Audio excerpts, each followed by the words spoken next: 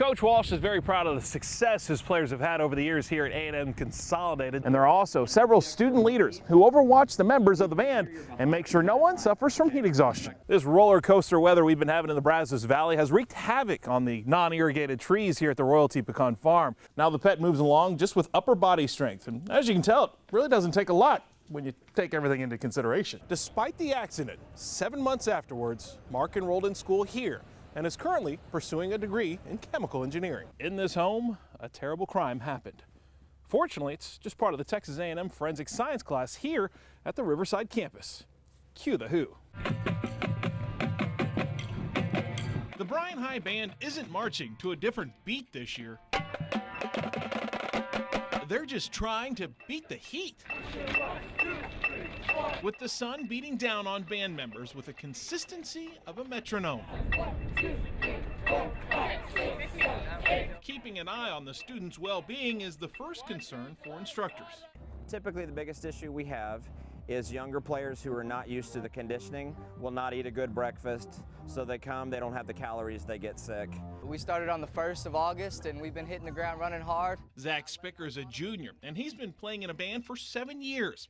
He understands what it takes to stay ahead of the sweltering temperatures. We hydrate like crazy. We recommend 8 to 16 ounces before you come out and march with us, before we start our workouts. And, you know, constantly drink water when we take a break. When you're sitting drinking, when you're standing drinking, when you're talking drinking, if it's possible. You've got to drink the whole time, then I want you to bring your water bottle with you out to your V set. Members of the Bryan Band will take a water break about every 5 to 15 minutes. And there are also several student leaders who overwatch the members of the band and make sure no one suffers from heat exhaustion. The instruction has always been, if you feel abnormal in any way, if you feel uncomfortable, if you feel a little lightheaded, then we would much rather you remove yourself to the shade, get a drink. And thanks to the help of the Westminster Presbyterian Church next to the Bryan High Band practice parking lot, students are able to keep their 64-ounce thermoses full of cold water without missing a beat of band practice. In Bryan, Shane McAuliffe, News 3. Ready, begin! It's practice as usual for the A&M Consolidated Tigers. The team is getting ready for the first week of the high school football playoffs, and every player is under the watchful eye of their coaches. That includes one of Consol's longest tenured coaches, Kyle Walsh. If the linebacker comes up for whatever reason, you got time to come off. Walsh makes sure the offensive line blocks, protects, and moves the ball when the Tigers' offense is on the attack. There you go, there you go, there we go, that's good. Seems like I haven't been here that long. Seems like I was just playing here. Walsh was part of the 1991 A&M Consolidated State Championship team. He played center and was short on words the day of the state title game. Third time, and I don't know. There's nothing I can say to describe how good it feels. Words can't describe it. Everybody came together and really just achieved something that perhaps shouldn't have been done, you know, on paper. But things rolled, and we just had a great run.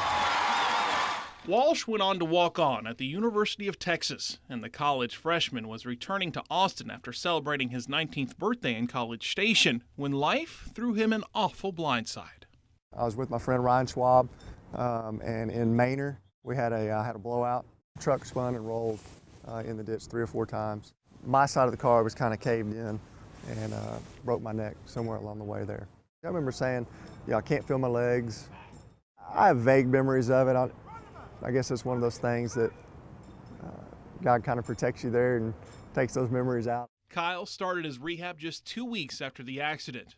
Getting used to life in a wheelchair wasn't easy, but Kyle kept a positive attitude and tackled his new predicament head on. I needed to be challenged, and if I was going to be able to handle this and deal with the changes, that staying at home and doing that wasn't the way to do it. Kyle lived in California for a year before returning to Texas and finishing up his degree at UT.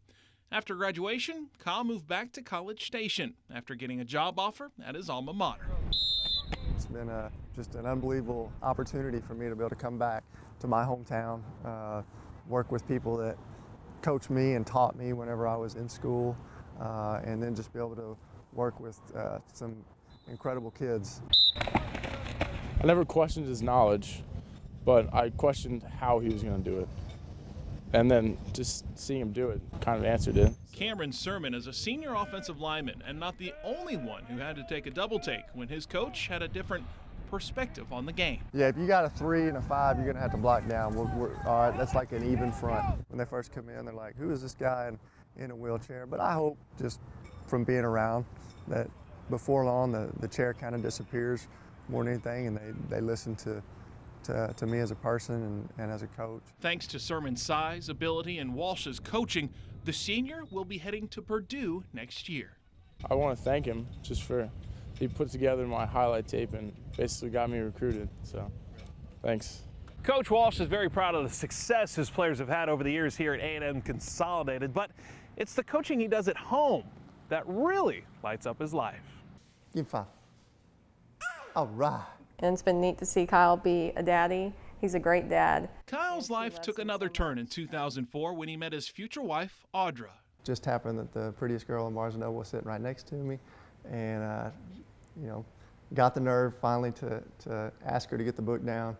The two started a relationship that blossomed into a marriage in just 2 years. Now go.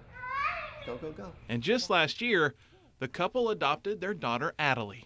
No doubt these are the best 2 things that ever happened to me. These 2 girls in my life, things that I'm so thankful for. We're having a really good life together. Kyle's an amazing husband and great father, and I'm just really thankful for our home and our blessings. For 19 years, Kyle has lived his life in a chair, but thanks to football, friends, and family, he now sees the world in a whole new light. There's no way that I would want to go back and change that day. As hard and challenging as it may have been that day, all right, to think about not being where I'm at right now is something I would never want to take away.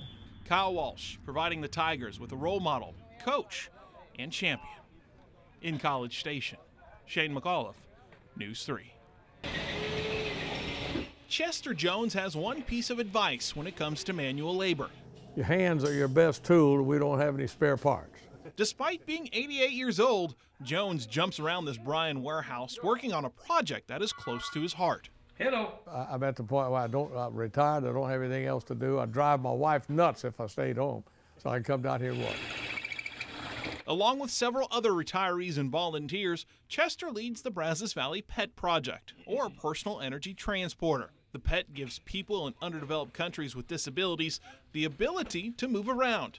Most of those injuries are the result of left or forgotten landmines. It is rewarding. It makes you feel good, knowing that you're doing something really worthwhile. Now the pet moves along just with upper body strength, and as you can tell, it really doesn't take a lot when you take everything into consideration. Most of these people are literally housebound, and some of them just really are bedridden, just nothing. But give them a pet and they're now mobile. And getting a chance to see those folks getting out and about in their community is what matters most to these part-time day laborers. I want you to know that it'll bring tears to your eyes when you see the kind of help we've provided some of those people who really need it. In Bryan, Shane McAuliffe, News 3.